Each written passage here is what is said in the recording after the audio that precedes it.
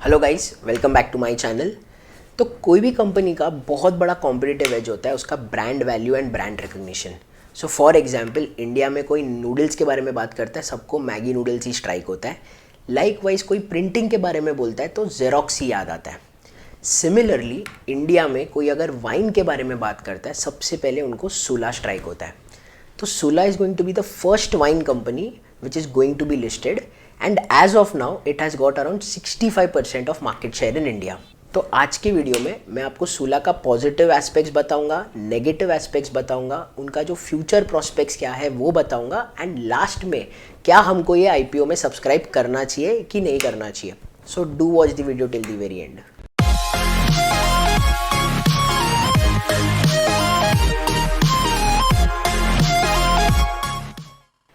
तो आज हम लोग देखते हैं कि सुला के आईपीओ में हम लोग को इन्वेस्ट करना चाहिए कि नहीं करना चाहिए। तो सबसे फर्स्ट अगर हम लोग जाएंगे, वहाँ पे हम लोग को समझता है कि मार्केट लीडर है, 65% वाइन बिजनेस ये लोग ही ओन कर रहे हैं एंड इंडिया का फर्स्ट वाइन कंपनी है जो लिस्ट होने वाला है। ठीक है, उन लोग का पॉपुलर ब्रांड जो भी है, सुला उनका मेन ब्रांड है, फिर और भी ब्रांड्स है, रासा, डिंडोरी, सतोरी, मदिरा, दिया, सारे। सबसे फर्स्ट चीज़ हम लोग जब ये देखते हैं आईपीओ, हम लोग ये देखते हैं कि ऑफर फॉर सेल है कि फ्रेश इशू है। फ्रेश इशू का मतलब क्या है कि कंपनी को अगर पैसा चाहिए तो वो नया शेयर्स इशू करेगा और कंपनी के पास पैसा आएगा आईपीओ में, और वो कंपनी वो पैसे का नॉर्मली क्या करता है, एक्सपेंशन प्लान्स के लिए यूज करता है, या तो उनका जो करंट लोन है, डेट है, वो पे ऑफ करता है। Right, majority of the IPOs वैसे होता है। बट सुला के केस में it is purely offer for sale. Offer for sale यानी कि प्रमोटर अपना स्टेक बेच रहा है एंड जो भी वेंचर कैपिटल और प्राइवेट इक्विटी फर्म्स है वो लोग अपना स्टेक बेच रहे हैं एंड पैसा किसको जाएगा ये आईपीओ से, कंपनी के पास नहीं जाएगा, प्रमोटर और वेंचर कैपिटल एग्जिट ले रहे।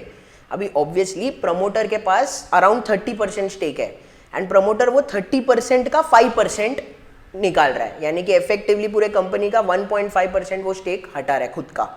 समझ आ रहा है आपको?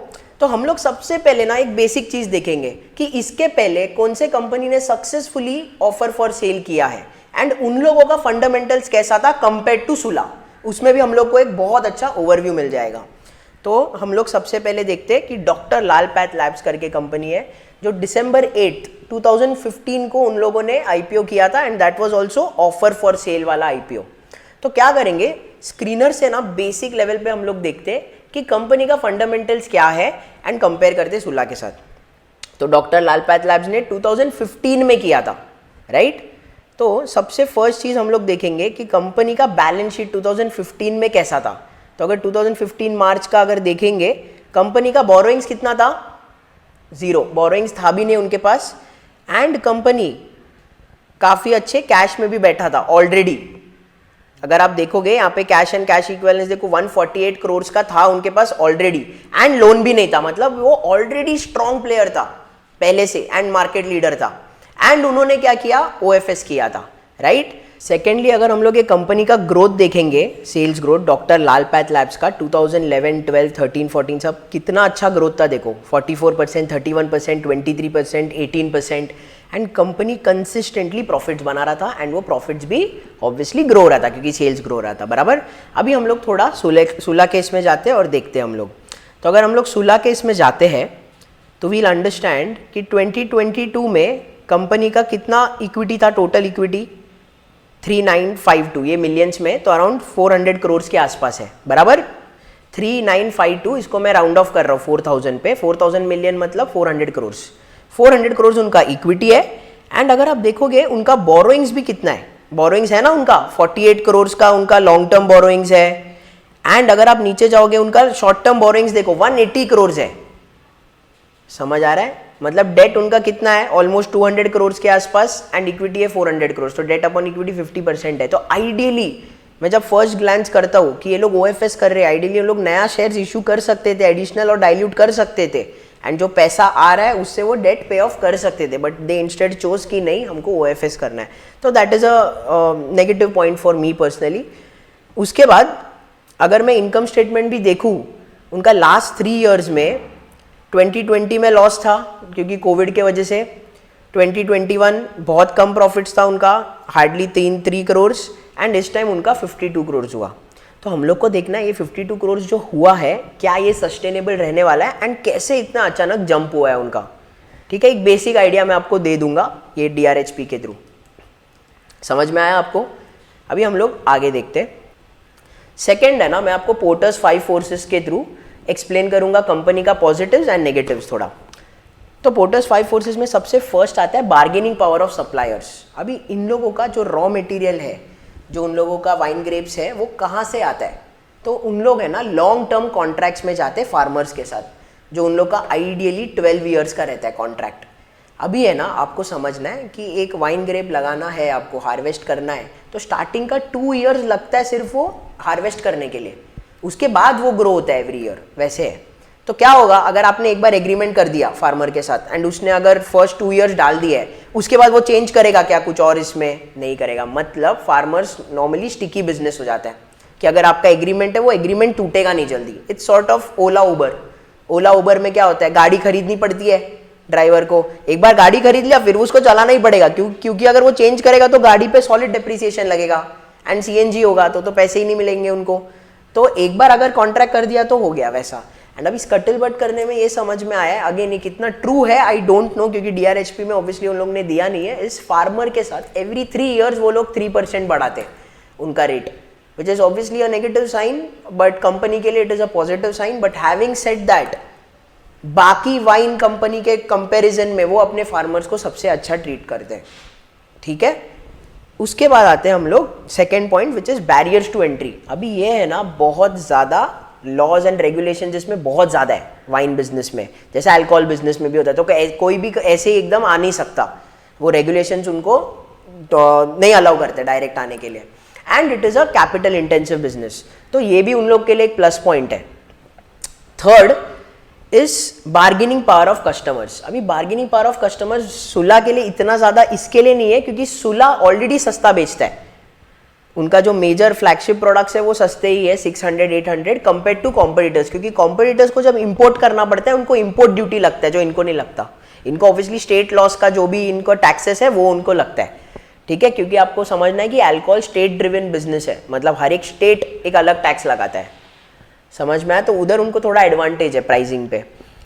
इंटरनल राइवलरी, इंटरनल राइवलरी है ना, अभी ऐसा समझना है सुला का जो सेकंड कॉम्पिटिटर है ना साइज में इंडिया में, वो उससे अराउंड 3 to 4 टाइम्स छोटा है। समझ में आया? ग्रोवर करके कंपनी है, वो 3 to 4 टाइम्स छोटा है इससे। तो इनको जो इकोनॉमीज ऑफ स्केल मिलता है ना, एक यूनिट पे जो उनको सस्ता मिलता है कॉस्टिंग, वो और किसी को नहीं मिल रहा है इंडिया में। तो वो अगेन उनके एडवांटेज में काम करता है। बट सबसे जो नेगेटिव पॉइंट है वाइन इंडस्ट्री के लिए वो है थ्रेट ऑफ सब्सटीट्यूट्स। अभी आपको समझना है पूरा वाइन इंडस्ट्री इंडिया में कॉन्स्टिट्यूट्स फॉर ओनली 1%। समझ में आया? मतलब इंडिया में ना इतना ज़्यादा फेमस ही नहीं है वाइन जितना बाकी के कंट्रीज में। एंड उन लोग क्या बेट कर रहे हैं कि over the period of time ये बढ़ेगा। But you have to understand कि बाकी कंट्रीज में कल्चर पहले से वाइन का था। ठीक है, एंड कोल्ड कंट्रीज है। अभी यहाँ पे हम लोग के यहाँ पे सिर्फ 4 मंथ्स का ही डिमांड रहता है। तो for example November December, October November December and Jain, वो 4 मंथ्स इन लोगों के लिए अच्छा रहता है। तो जो भी वाइन कंपनीज है इंडिया में उन लोग के लिए Q3 बहुत सही रिजल्ट्स देता है, बट बाकी टाइम पे उनका क्वार्टरली रिजल्ट्स अच्छा नहीं आता है इतना जितना Q3 है। तो सीजनल बिजनेस है ये सॉर्ट ऑफ इंडिया में। एंड सेकेंडली डिमांड पुल नहीं है कस्टमर्स के एंड से। तो फॉर एग्जाम्पल इसका सब्सटीट्यूट्स क्या है? अल्कोहल बाकी भी है, जैसे स्कॉच है, विस्की है, बियर है, ये ज़्यादा डिमांड पुल है। कभी भी एक बियर कंपनी को सामने से एडवर्टाइज करने का जरूरत नहीं जितना सुला को करना पड़ता है सोशल मीडिया में हर एक चीज को लेके, क्योंकि वो लोगों को पहले डिमांड क्रिएट करना है एंड फिर उन लोग लीडर है उसमें। बट बाकी कंपनीज के लिए जो अल्कोहल है, रैडिको का, ये लोग को करना नहीं पड़ता इतना ज्यादा क्योंकि डिमांड ऑलरेडी है प्रोडक्ट्स का।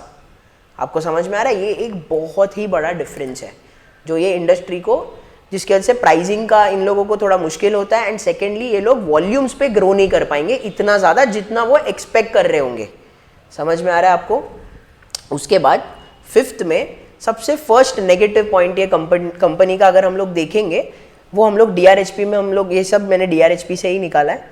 लिटिगेशन अगेंस्ट दी कंपनी के अगेंस्ट 126 करोड़ का लिटिगेशन है। ठीक है, 1261 मिलियन इज 126 करोड़ का। अभी ये ज़रूरी नहीं है कि ये उनको पे करना पड़ेगा, but as an investor I will be very conscious about it कि बॉस अगर कुछ हो जाता है तो क्या हो जाएगा, अगर 100 करोड़ भी पकड़े हम लोग, 400 करोड़ तो इक्विटी है, उसमें से 100 करोड़ निकल गया तो 25% गया ना मेरा, सीधा 25% इक्विटी स्लैश हो जाएगा। तो ये मेरे लिए बहुत नेगेटिव पॉइंट है पर्सनली। उसके बाद अगर जब हम लोग आगे चलते, और भी नेगेटिव पॉइंटर्स आया है। द फर्स्ट वन इज ये लोग ने बुक्स को काफ़ी हद तक क्लीन किया है, मतलब वो actually in a way positive point है कि उन लोग ने बुक्स क्लीन किया है। What do I mean by cleaning up of books? सबसे फर्स्ट इज इन लोगों का जो सब्सिडरी कंपनीज है ना, वो ना लॉस मेकिंग था, जिसकी वजह से उन लोगों ने वो कंपनीज को ना प्रीमियम पे खरीदा था पहले, भले ही वो ज़्यादा नहीं है बट उन लोगों ने खरीदा है वो सब्सिडरी कंपनीज को प्रीमियम पे।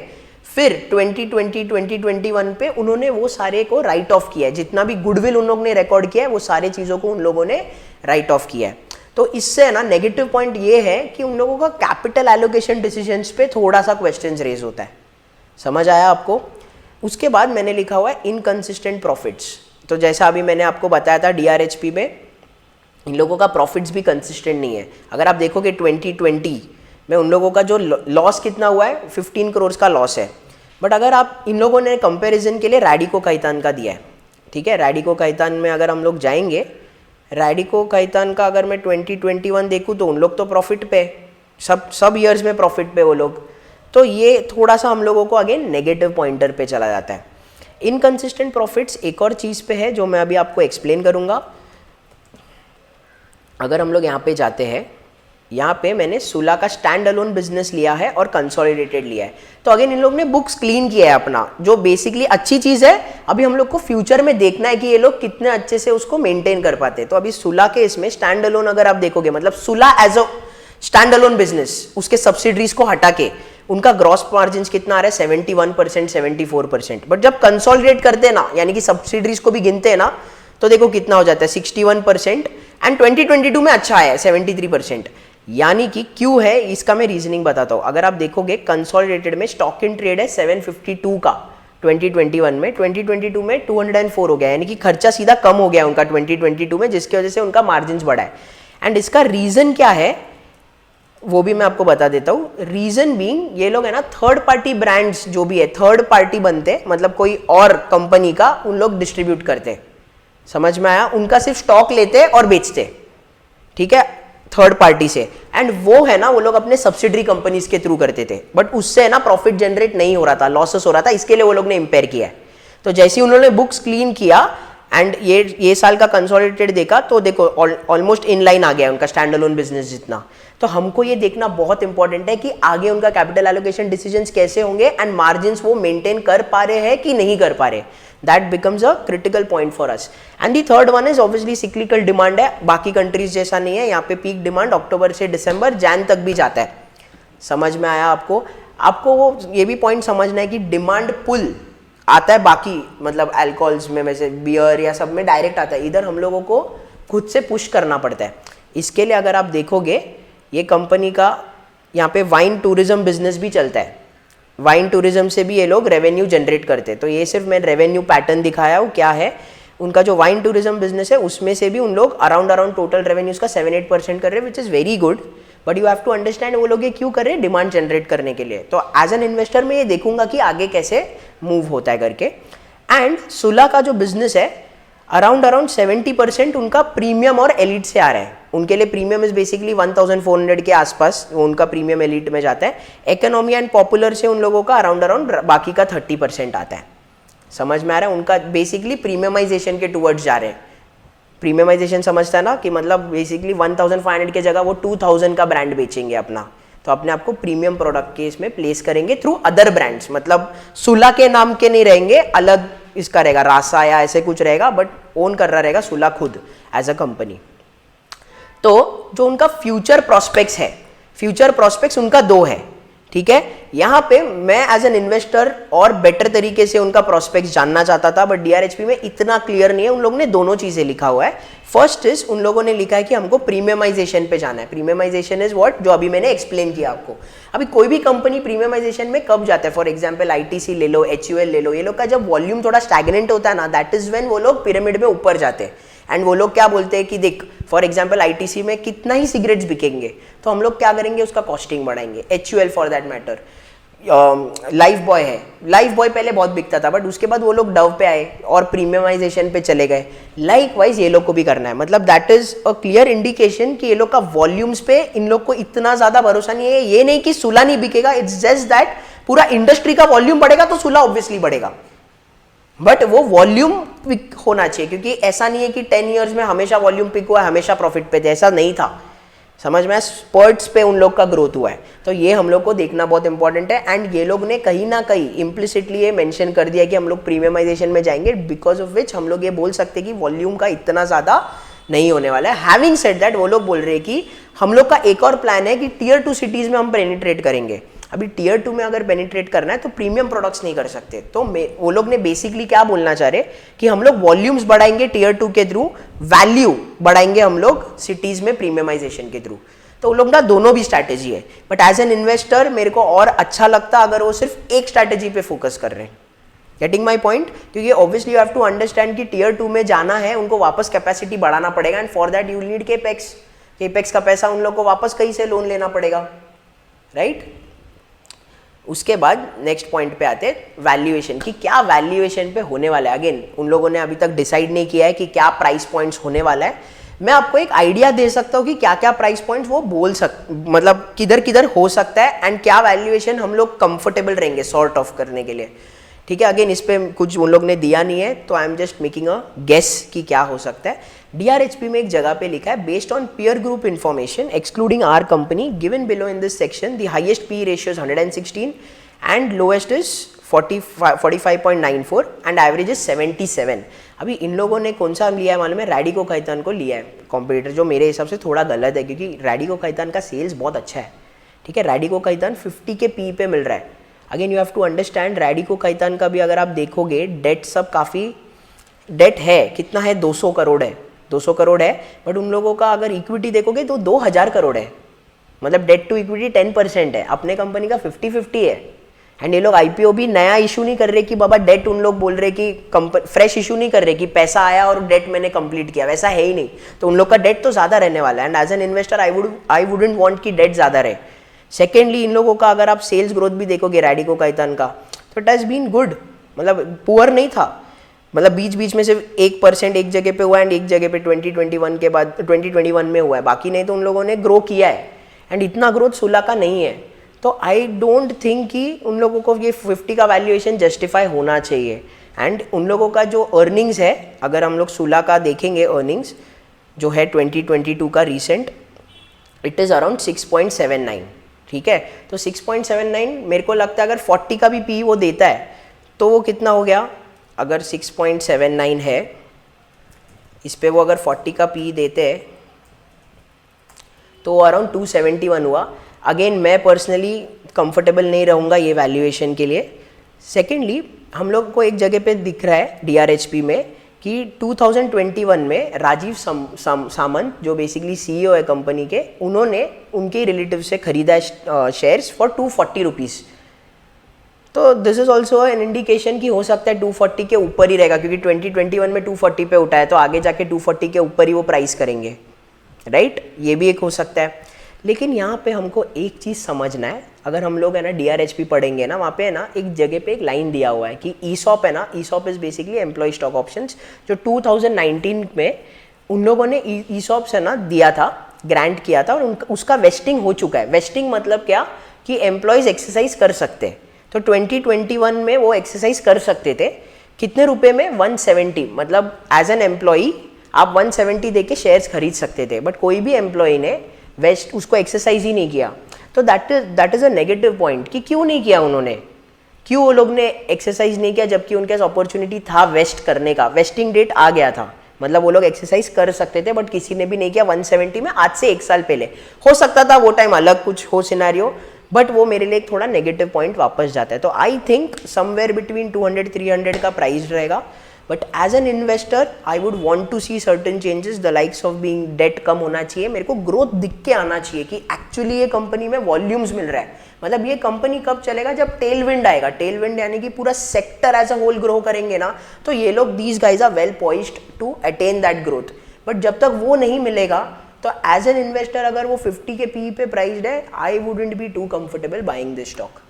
समझ में आया आपको? So guys, I hope you have liked the video, and if you have found this video to be helpful, please do like, share and subscribe. It helps me a lot. And also guys, if you have got any doubt, please write it in the comment section below. I'll be more than happy to revert back.